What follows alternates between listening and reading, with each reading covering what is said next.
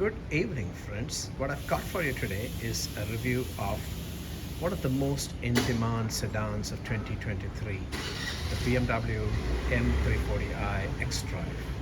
Now let's start with a quick look at the key. The key is a simple, elegant, very light, typical BMW key with the lock, unlock, boot open, as well as the hazard warning indicators. The special thing about this is the M colors on the side. So you see the red, the indigo, and the blue stripes, which is very typical of M performance sedans of BMW. Now let's go take a look at the car, a little closer look now. Now this car, as you can see, is very similar to the LCI 3 Series, especially the long wheelbase versions that are on sale, like the 330 Li and the 320 LD. So you've got the same type of headlamps, the headlamp cluster that's more straight and doesn't have the sort of kink that the pre-LCI headlamp had, and it's also thinner and somehow more elegant and simple in design. Now what's special about the M340i headlight though is the fact that it's got these blue elements on the headlight that really give it a very special look when lit at night. Now you can see that these are the BMW LED headlights. They're adaptive LED headlights, so they are able to sort of look at the lighting conditions ahead and adjust accordingly. They are not laser lights though, they are just adaptive LED headlights, which is one level above the regular BMW LED, but a level less than the sort of the laser lights that were available in BMWs previously. Now that's being phased out because it's apparently quite distracting to the traffic coming from the other side. Now what you see here is also a lot of piano black elements. I mean, piano black used to be something that car makers put inside the cars, but now you see piano black that's kind of also on the outside of cars. You can almost see a mirror-like reflection on the piano black. There's a lot of piano black. There is the side skirtings in piano black. Then you also have sort of the entire front grille element, the underside of the grille or the bottom grille element, that's almost all piano black. So you can see the piano black all the way from here. You can see the reflections on it. It's like a mirror all the way over here, and even the actual elements are in fact piano black. So you can see that they are pretty reflective. So there's a lot of piano black that's used. Who knows how that will hold up in the long run? One has to wait and see. Now look at the front grille here. It's pretty aggressive. It's got, again, lots of piano black, but it's not the longitudinal grills that grill elements that are there in the 330 Li and the 320 LD, but they're actually this kind of hexagonal matrix pattern that makes it look very aggressive. So if you look at it from a distance, you can see that the front of the car is sort of aggressive, and these are again the lures here are flexible, so they actually open when they need to. They are closed right now because the car is stationary, but when the car starts moving and the engine needs more air intake, they're going to open up. Now take a look at the BMW logo. It's just a regular one. They stopped putting in the 50 Jare logos as of 2023. So the cars that were made in 2022 did have the 50 Jare logos. But overall, this one is in the Dravet gray color. So the Dravet gray color is kind of magical because it has a lot of character. So depending on the lighting conditions, it's going to look very different.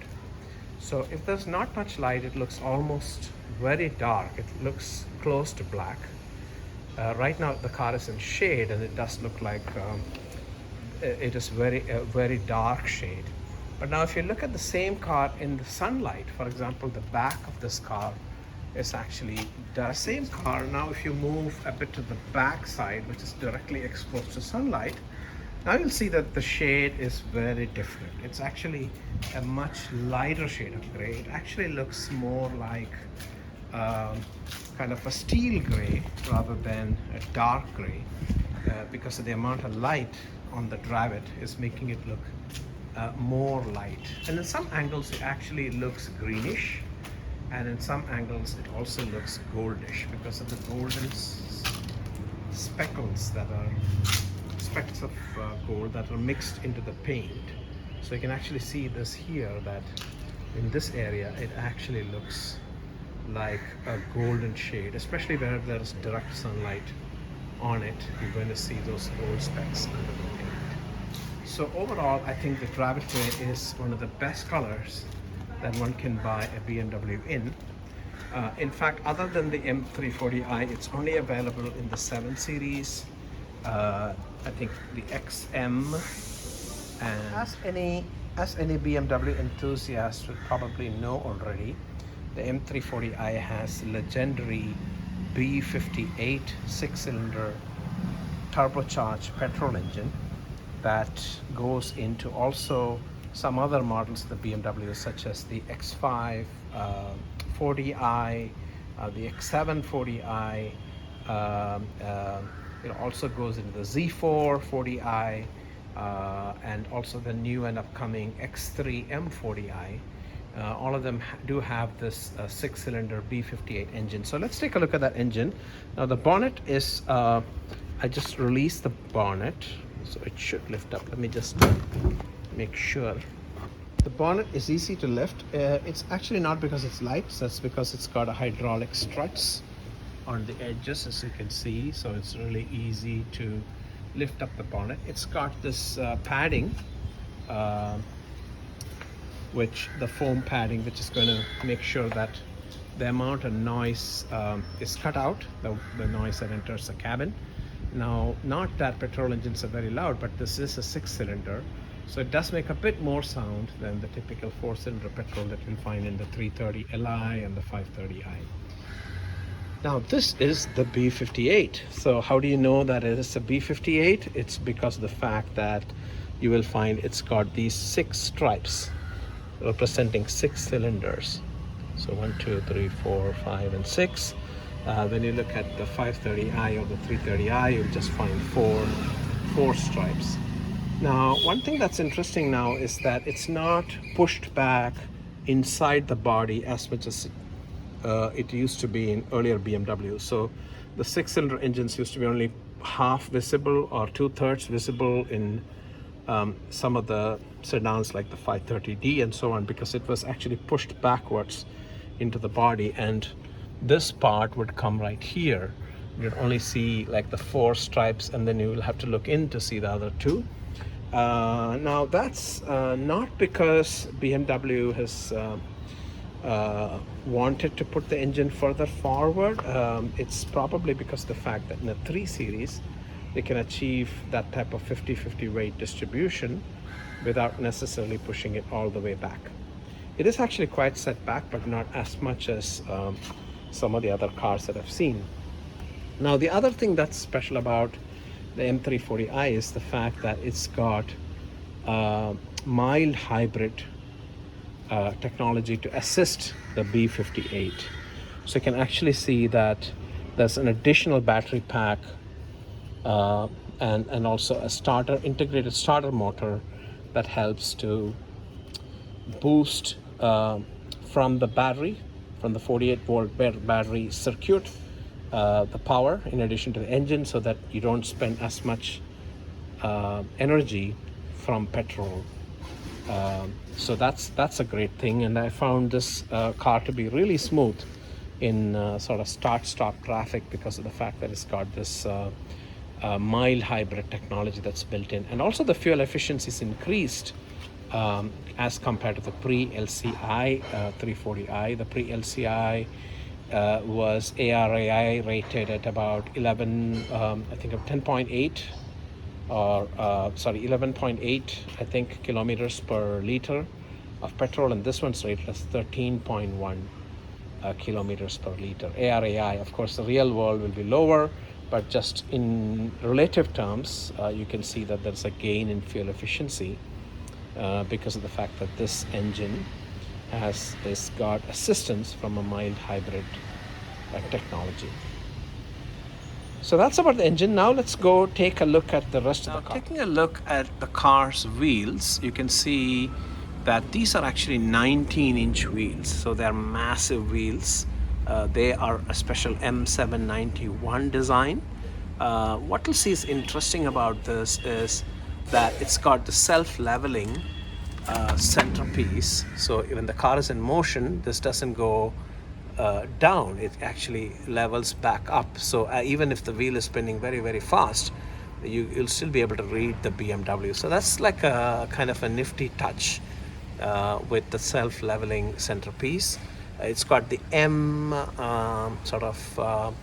caliper or M logo in the wheel, and it's also got bluish. You can see it's a little bit dirty, but it's got the bluish brake calipers, dark blue brake calipers, compared to the normal black ones that you see in the other cars. The tires are, this one came with Pirelli's P0s. They are run flat tires for sure. BMW is actually, you can see the P0 here and the Pirelli over here. BMW is sort of letting go of run flats little by little. You'll see that the new X1, for example, comes with tubeless and not run flat. So that is sad to see because BMW used to be a big proponent of run flats.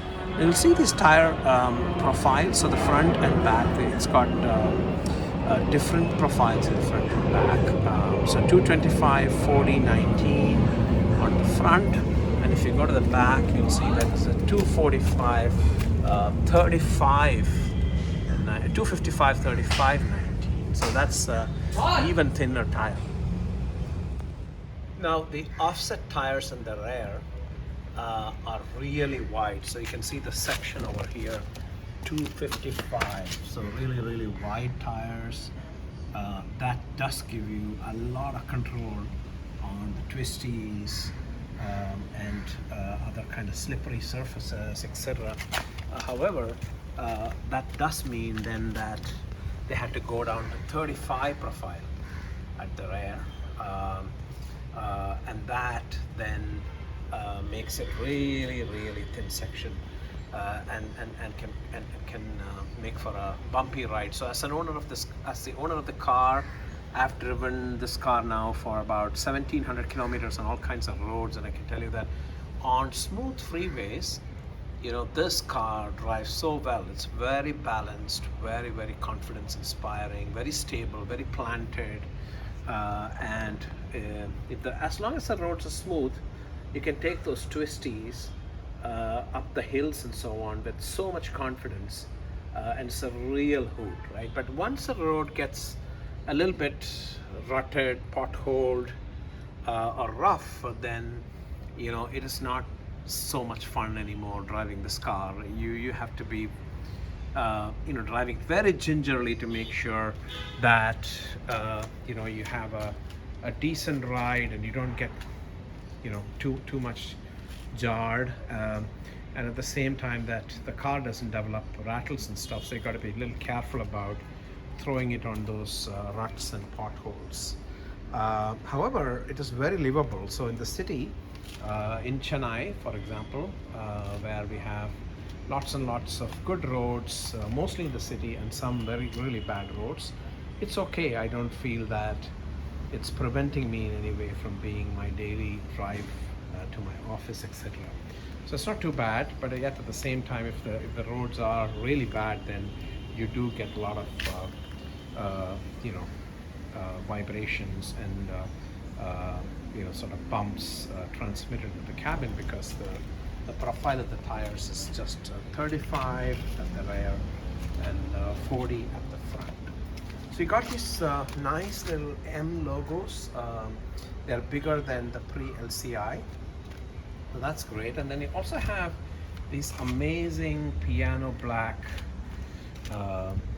kind of finish on the wing mirrors. Now, pre-LCI, this used to be body color, and people had to pay money to either get carbon fiber or black painted finishes on them, etc. And now, fortunately, this comes standard from BMW. They look really good, and they're M style, so you can see they're not fully joined. So there's a little gap over here.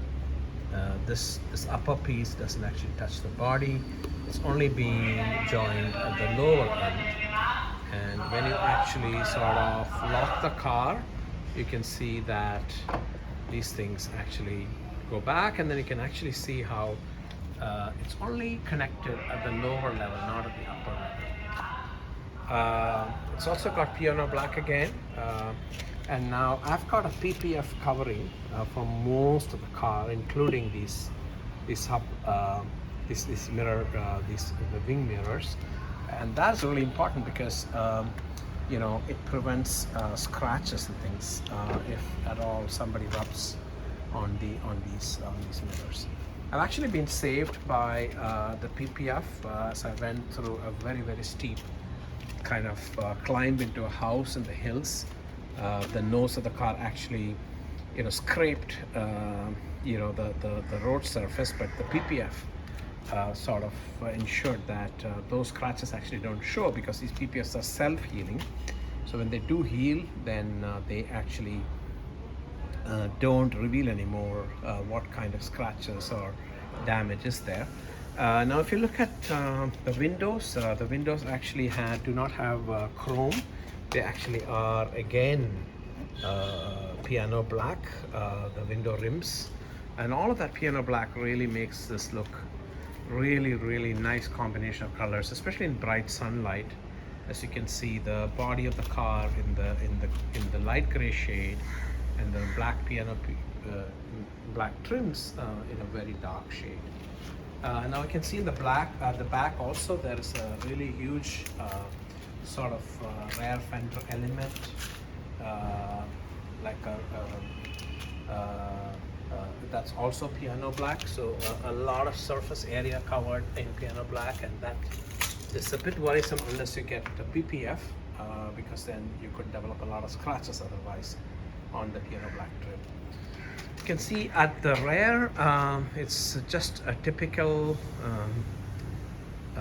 G20 design of the 3 Series. Nothing much is different except the bottom part, which is much more bold, and of course you get the twin trapezoidal exhausts, which is typical of the M340i. There is a slight element here that's kind of a deflector type of thing, but I wish it was black. Everything else is so black, and if this little element was piano black, for example, it would have really stood out nicely on this boot. Now you look at the boot itself. You know, of course, there's one nifty feature for the M340i is that if you actually have the key with you, and if you just kick under the car, right, the boot actually will open. Now that's now maybe you basically come close to the car, have the key in your pocket, and kick under the car, and the boot actually should open. Yeah, there you go. It's open now. So if you have to kick in the right direction with the right angle and the right level of force, I guess, but it does work. The boot, as you can see here, it's a bit smaller than in the international 340i models, because we do have a donut spare tire. So there is a bit of space here, and then you can see the donut spare tire. It's a really small tire. I think it's probably like 16 or profile or something. And there's also a tool kit for change of tire. But what does it means is this whole element that you see here is new for India, and it eats up a significant amount of boot space. But even despite that, the boot space is not very bad at all. Actually, it makes the loading bay very flat because of this extra structure for India. I really like that BMW did this rather than kind of bolt a tire, like, you know, fix the spare tire on the boot floor with straps and things that Mercedes does, which makes it look really ugly. Now this one's got a neat, nice enclosure, but it does mean the boot space is somewhat compromised. It's still quite decent. I could load a big suitcase and maybe two medium-sized, or let's say cabin baggage sized suitcases in here, and maybe a few duffel bags as well. So I haven't found boot space to be a problem. You've got these deep crevasses on the sides which can be used to store your, like for example, the vacuum pump, or the car cleaner, or some bags. There's also a first aid kit here. Also use it to store some shopping bags and things like that. The boot does feel light. Boot lid does feel a bit light, but it's actually more or less all the metal in the car is quite thick gauge. So you can see from the doors, right, like if you actually open and close the doors, you get a really, really nice thud sound, which even in the back door, some of the cars these days don't have a great thud in the back, they just have it in the front. But this one does, for both front and back, is very, very solid, right, in terms of the thud sound. So that's really, really good.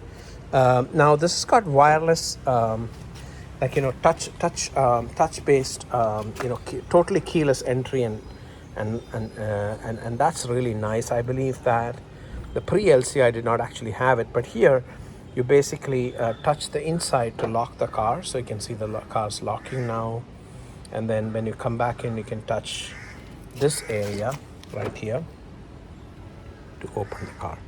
So that's really cool. And the touch controls are also, at least the lock controls are, I think, only in the two front doors. So you can use the same functionality on the passenger side door as well. So you can see it locks and unlocks. That's fantastic. The rear doors actually don't have, although they have this little pattern here, they don't actually, are not real, and not able to operate lock and lock from the rear doors. Now that's about the exteriors of the car. Now let's take a look at the interiors. Coming to the interiors of the car, it's all black. That's the first thing to say. There's only one choice available in India, which is Alcantara Sensatic. So you can see the seating surface areas are Alcantara, and this place, and then the edges of the seats are actually Sensatic, which is BMW's art leather. The doors, as I said, are very, very solid. They feel heavy. There's also blue stitching all over the car, both on the seats and on the side trims and so on, which looks really classy. You've got all these controls for power windows, all four power windows, up and down, as well as you know, the lock unlock of the car. You've got two memory seating positions that you can set from here. You've got the ability to actually operate the mirror and fold or unfold the mirror, etc. right from here.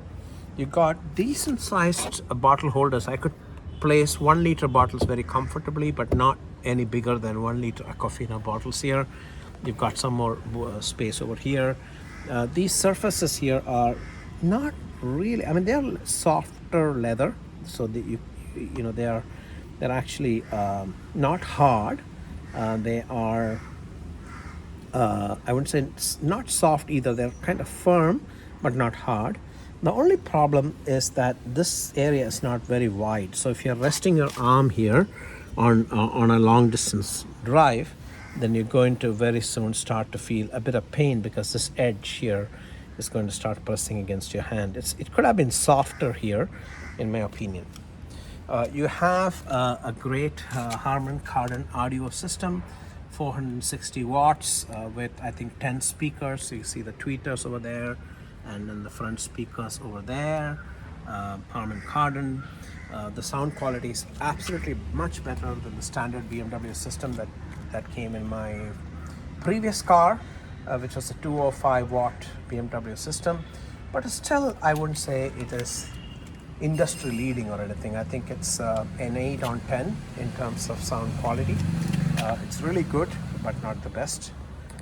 You've got the door sills with the M logo there, as well as aluminum sort of inserts. Got all the instructions on the tire pressures over there on the side. What's interesting is the recommended tire pressures are actually quite high. So if the car is loaded with let's say 3 people or even 5 people, they actually are recommending that the front tires you fill it to 3641 for 5 people and 3333 for 3 people, and then on the rear tires they're actually recommending you go all the way to 4145 if you have 5 people, and 3636 with 3 people. So the recommended tire pressures are pretty high, and that's probably because the run flats do need that type of tire pressure to provide that support to the sidewalls. It's got a nice sporty note with the engine, so that's fantastic, and it has these popping sounds that come out of the system as well. The amazing first thing that is different about the LCI is this massive touchscreen. So single pane of glass, end to end. It's got your driver information system as well as the media and infotainment. Really bright, really crisp, and it's very, very responsive to touch. So you can see it's a complete touch screen, and it's got the iDrive 8 operating system, which is one of the most advanced and most intuitive and simple ones in amongst today's BMWs. It's got the navigation. It also has heads-up display, so I don't know if it shows on the camera, but I can actually see ahead of me the speed, the direction the car is going, and any navigation instructions projected onto the front windshield, ahead of the front windshield. It actually is really, really useful once you start getting used to it, because you can see almost all the information you need without even looking down into the driver infotainment. That's fantastic. It's much bigger display than the previous pre-LCI M340i, so that's a big difference as well as this big massive iDrive 8 is an improvement over the pre-LCI. So you can see here that I've got the driver infotainment. So if you actually look at sort of the fuel efficiency, you can look at range. You also have different types of displays that you can customize for the driver infotainment. So for example, you could choose a display that's got different types of layouts, and you could do all of that from the iDrive. So that's fantastic. For example, you could actually go here and you could choose different content. For example, do you want to see navigation, for example, on the screen, or do you want to see the direction of travel, or do you want to see the fuel efficiency, or do you want to see just a very simple speed thing with the M screen? You can also choose this one here, which has got the G meter, G-force meter. You got another layout here which shows media radio information and music information. And then if you're not happy with that, you could actually change that whole layout. So here you've got a different layout which is wider spread, so you've got more screen area there. Because it's fully digital, they're able to customize this quite a bit. So you can do that, or you can actually go to this layout here, which is even more different. So this has just got the speed and providing the entire rest of the screen for other type of information. So this one, for example, will allow you to use the entire 12.5 inches of the screen for the information that you want. This one's 14.x kind of inches, very, very wide, very, very nice. It's propped up very beautifully, so you don't actually see this like a tack on, which I was initially concerned about. So you don't see that it's actually sort of attached to the dash like that, because that's really only visible if you look from the other side. But generally you see this as a very natural, very intuitive, very direct sort of infotainment system. If you look at the steering wheel, it's an M steering wheel, of course. Really nice, easy to grip. It's got these nice areas for gripping the steering. It's got all the features like cruise control on this side, limit of speed, and it's got all the different controls of the driver infotainment here, as well as Bluetooth telephony. It's got beautiful, nice paddle shifters over here on both sides, and beautiful big wipers that clean the front windshield really well. And of course, you've got everything a little bit different from typical Indian cars because it's a German car. You've got the turn indicators on this side, and you've got the sort of light operation on this side. So you just have to sort of get used to that with this car. Now, one of the things I love about this car is this carbon fiber trim. It's really makes the interiors look very sporty and very classy. So you've got a lot of carbon fiber right here, and this is all genuine original carbon fiber all the way around here, as well as up here all the way till here. So that's really makes the interiors look sporty. And then you've got this aluminum finishes on the air vents. Everything looks very stable, very solid. There's no creaking. I'm trying to shake the central console, and there's really no creaking at all. I did have some creaking on my previous BMW 5 Series, the 530i G30, but here everything is very solid. That's really nice. You got two cup holders, you got a charging socket, and a wireless telephone charging area, holding area here that helps this telephone to charge wirelessly. And now here's the biggest difference is you no longer have the gear lever, which we are also used to with the BMWs. Instead, you have basically a drive-by-wire type of technology. So you got this little lever which you can shift to kind of either to drive, or if you go down again, it goes into the sport mode. So you can see the light go up on this side, right? If you do this, it goes to drive mode. If you go this again, it goes to sport mode.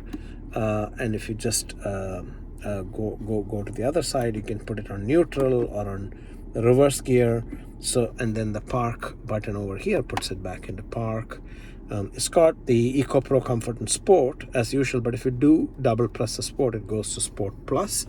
You got the start stop here. You got a full toggle wheel, the full iDrive controller, as in the old BMWs. They haven't actually sacrificed that, unlike some of the other cars. I really like that because as you get used to it, this is a really beautiful system, more intuitive, and you don't have to take your eyes off the road to operate this.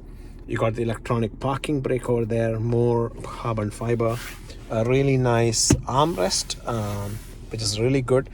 So the left arm is very comfortable when you drive. It's reasonably soft material, but on the right arm is not always comfortable. So as I said, you don't have much space to actually put your right arm. It's a really narrow ledge, and depending on how tall you are or where you put your right arm, it doesn't fully accommodate your arm. So only half of it's actually supported and the other half is actually hanging out. And I do wish that they had broader sort of surface area here, maybe real up till here, at least in this area, so you could actually get a nice arm support. I'm sure there must be some sort of accessories that do that, and there must be a reason why they have such a narrow armrest, but that's some biggest irritant for me in this car. Now if you look inside the armrest, you've got a decent amount of space. It's a pretty deep cubby hole there. You could put a couple of soda cans or some other things, and you also have a USB-C type charging socket and an LED lamp built in. If you go here, you got the automatic dimming, rear view mirrors, auto dimming. You also have a nice sunroof, which is not very big, but it's reasonably well sized. So it goes all the way back up to sort of the start of the last point of the second row. So it's not exactly very narrow, but it's more like almost squarish. So it's not panoramic for sure, but it's better than the average narrow sunroof you get on a lot of cars these days. So that's really a really good thing. Now if you come back and look at sort of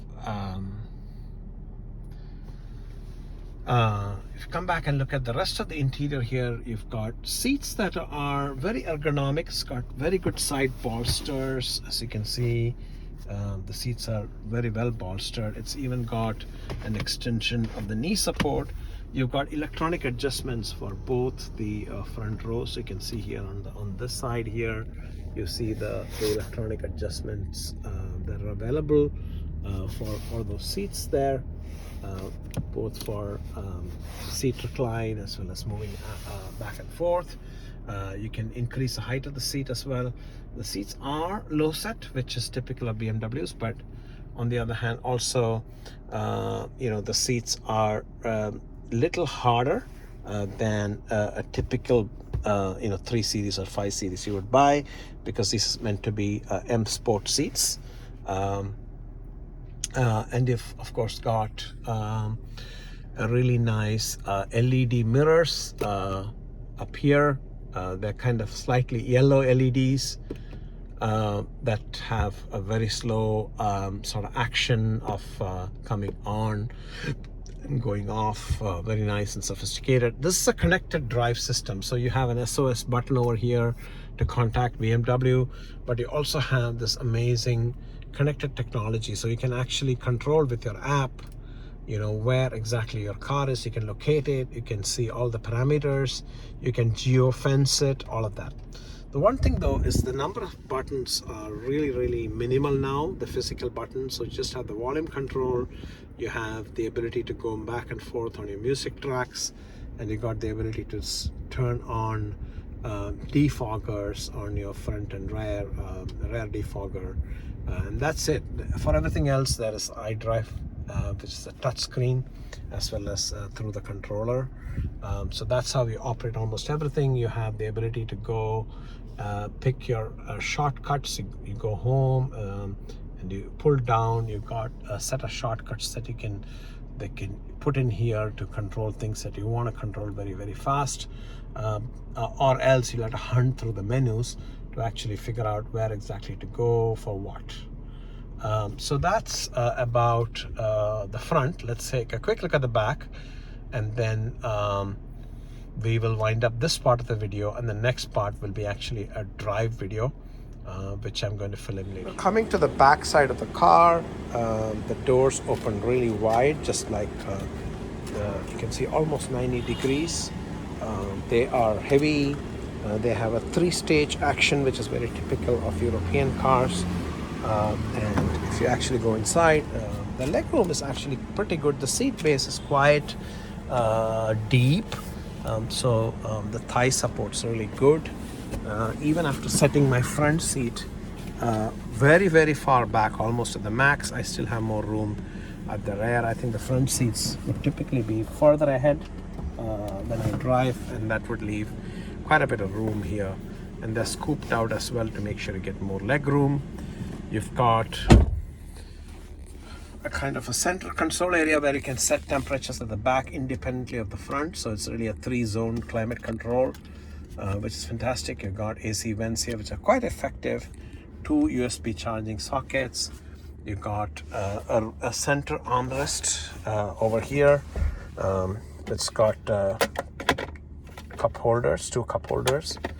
The armrest is a pretty decent angle and height, which makes it very easy to travel long distances. The same complaint on this side though is the seat, the armrest is very narrow and not soft enough, which means that your right arm is not as comfortable as your left arm, which is resting in the middle. Other than that, you've got LED lights for the rear as well. Very nice lights. They come on and off in a very slow way, which is very nice and sophisticated looking. You also have, of course, tether points for the ISOFIX child seats. You've got adjustable headrests for all three passengers. One thing that they skimped is kind of the sun blind, which was there in the previous generation of 3 Series. In the G20, there is no sun blinds, neither for the side rear windows nor for the back, right? You just don't get that. If you need that, you have to go to the 5 Series now. That's how the front looks from the back. Looks really nice, sophisticated, very well finished. I would say is one thing that's different about this from my previous BMW is how solid everything feels. Everything's immaculately put together. There isn't really any area or any surface that looks like it is a shoddy job or not well finished, etc. Everything is done very thoughtfully, very nice, very well. And that sort of concludes the interior and exterior and interior walk around of the car. And that's the part 1 of this review video. I will post part 2, where I'll actually be getting some footage of the actual drives, the drive experience, and my comments on that. It'll take me a couple of weeks, but I will come back with that once I find someone able or a device that's able to film me while I'm driving. Thanks. Bye-bye.